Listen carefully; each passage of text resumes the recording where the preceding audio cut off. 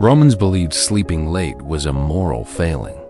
Most woke before sunrise, dressed in their simple tunics and prepared for the day. Wealthy citizens had servants help wash their faces with perfumed water, while farmers grabbed cold bread and hurried to the fields to... Wait, what about breakfast? You know, the most important meal of the day? Forget pancakes and bacon. Joey Diaz and DJ Khaled didn't exist back then. Breakfast was light. Bread dipped in wine, maybe cheese or dried fruit. Romans saw food as fuel, not pleasure. As the sun rose, Rome buzzed like a modern subway station. Tourist carts clattered, shopkeepers opened stalls, and craftsmen worked their tools. Bakers had already been laboring since midnight to feed thousands. By mid-morning, the Eternal City was fully alive. The Roman Forum wasn't just for politics. It was where reputations were made or destroyed. Senators debated laws, traders struck deals, and gossip spread faster than wildfire. Imagine Twitter, but carved in marble.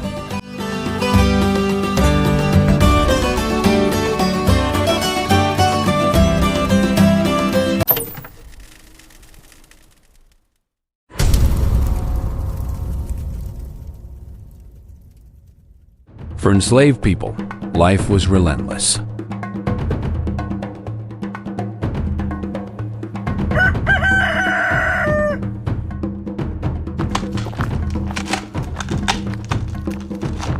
They cooked,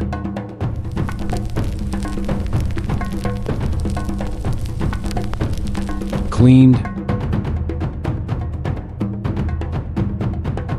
ran errands, or worked in fields and mines.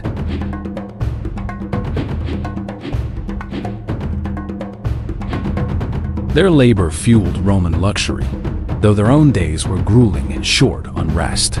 They carried the weight of an empire, literally. But those slaves who were educated lived fairly comfort styles. They didn't have to work 13 hours a day in the fields.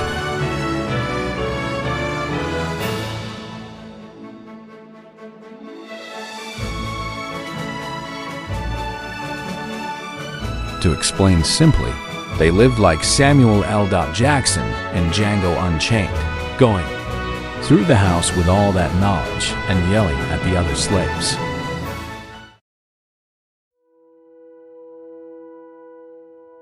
At the 6th hour, around noon, the streets fell silent, shops closed.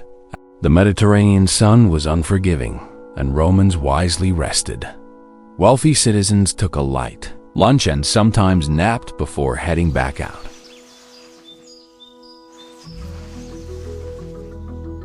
But what about regular citizens who weren't that wealthy? They were probably lying on the bed, thinking about what would have happened if they bet all their money on the other gladiator.